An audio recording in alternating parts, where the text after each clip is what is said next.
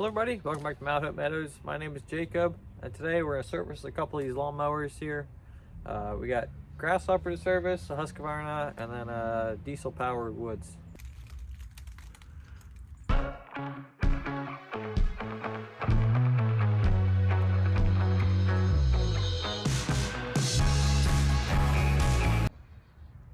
So we're going to start with this Grasshopper here.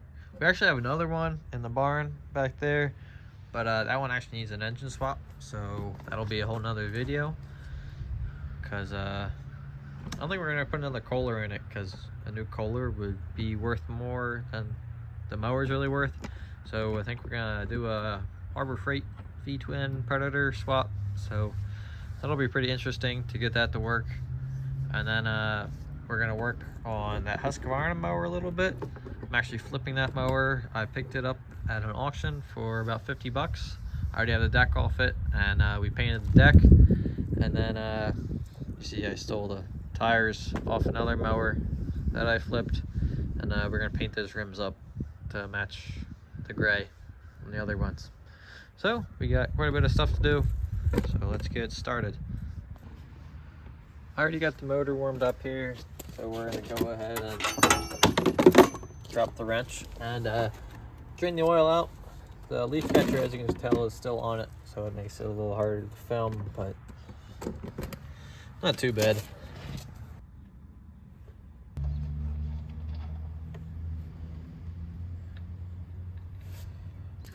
Well, the oil's draining out. I'm going to change the fuel filter.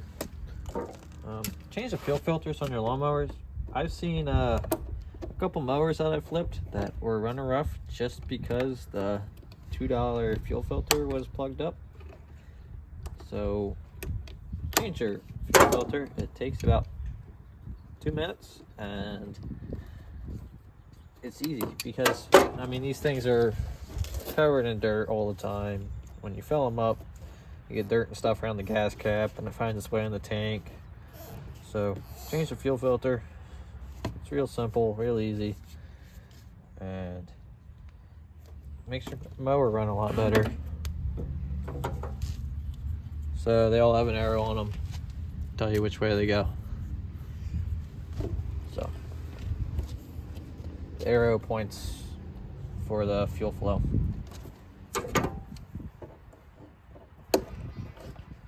I think that was less than 2 minutes.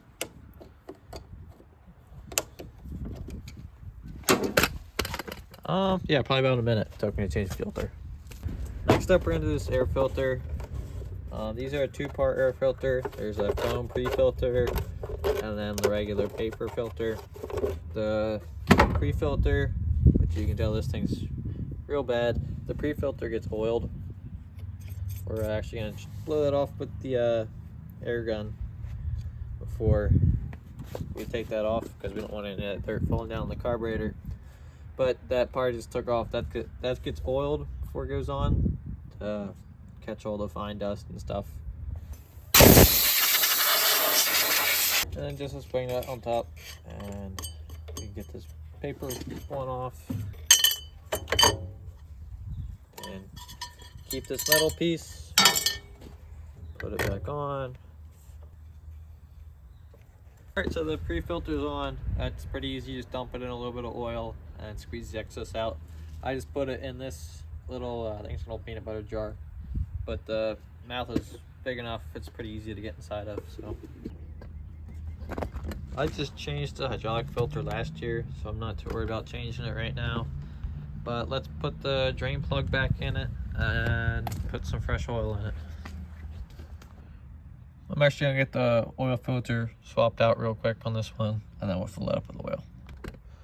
The new filter is yellow for performance, I guess. Pro. On these mowers and stuff, I always like to use a wrench and just snug the filter down a little past hand tight, because first of all, they're always kind of pretty hard to get to on these Grasshoppers, and I've seen them actually almost fall off because, I mean, it's a lawnmower, it rattles, it shakes, it vibrates, and they'll loosen themselves up. So I always like to give them a little snug with a strap wrench or something. It's a little hard to fill it with this catcher on, but I got this little funnel with a tube on it, and we're gonna be running some 1030 synthetic blend today in this mower, and it takes 2 quarts. All right, fresh oil is in. I'm gonna go ahead and put some new spark plugs in it, and then this mower will be just about finished. All right, so new spark plugs are in. One last thing I want to do, I want to try to adjust hydrostatic drives, because the one, I think it's that side, it doesn't like to reverse much anymore. So I'm going to try to adjust they're kind of like tie rod ends, like a ball joint fitting down there. That should give me some more travel. And they're also kind of pretty hard to move, so I'm going to see if I can grease them or lube them up or something. Right, dog?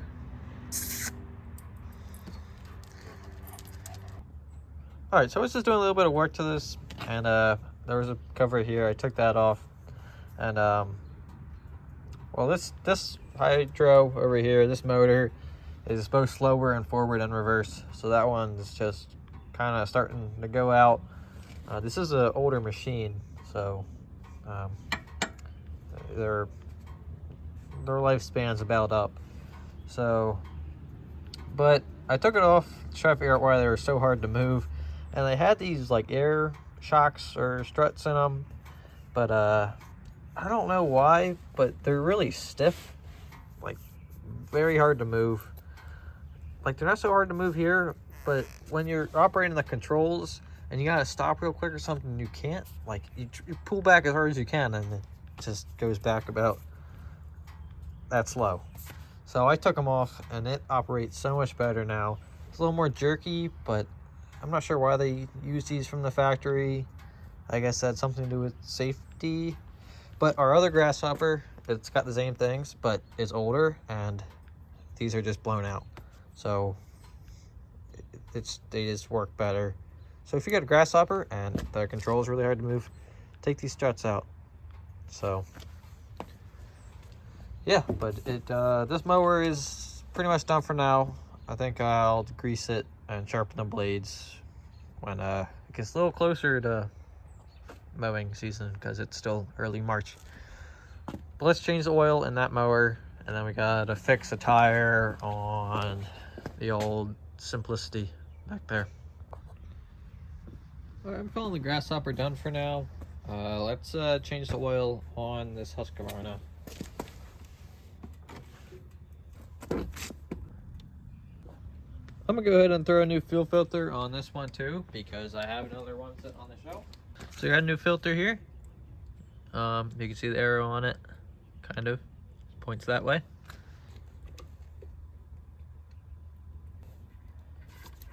This one's been on here a while. You can tell when the hose is stuck to the filter. You can usually break them loose by just grabbing the hose with pliers and twisting them. So. Okay, that one was quite a bit trickier. It was pretty stuck on the hose, kind of pulled up a fight. But you can tell it's been on there a long time. If you change them every year, they're not too bad. You can see how much dirt and crud is in that one. So, mower should run a bit better now, hopefully. So I just pulled a spark plug out of the motor. If you can focus here.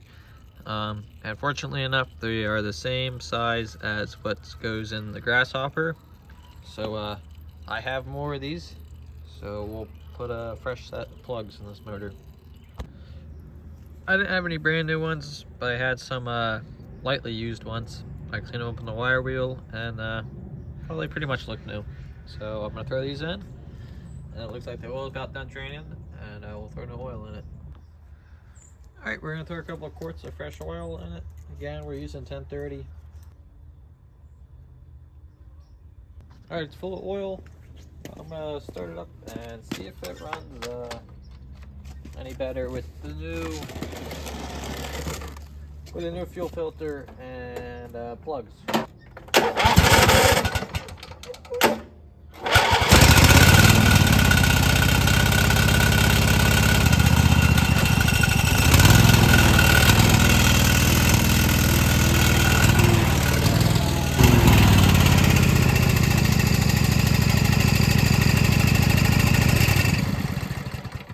won't run perfect, just kind of idling around, but when you throttle it up and put it under some load, it runs pretty good. So I'm gonna say it's good and ready for the deck put on, and we're gonna paint the rims. Again, I'm not gonna show you guys all that, it's pretty boring. And then we're gonna sell this one and make some money. Let's fix this tire.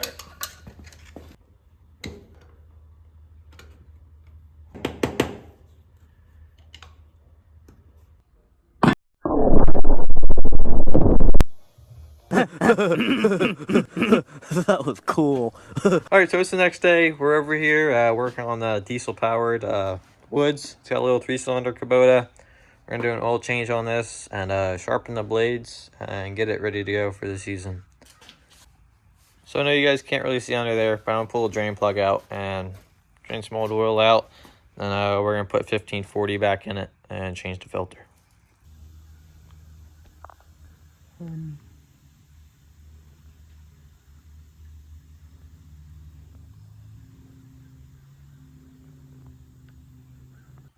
Alright, we got fresh oil in it and a new filter. So we're going to start it up and check the level again. And yeah.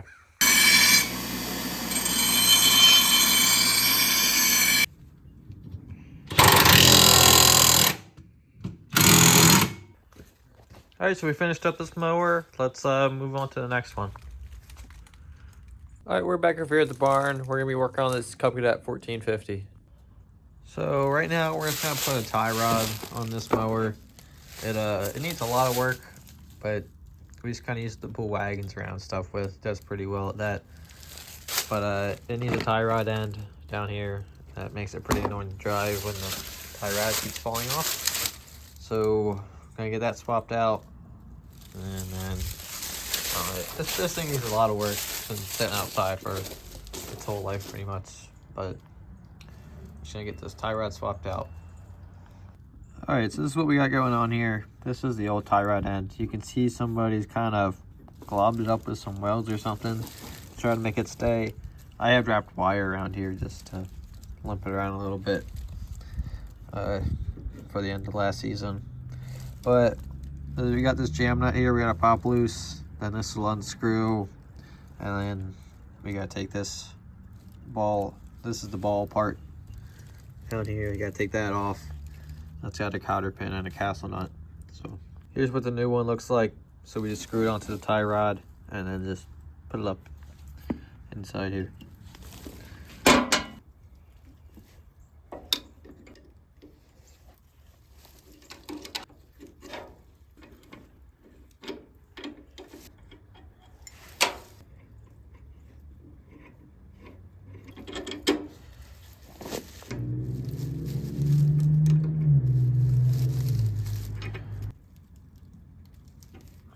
There we go.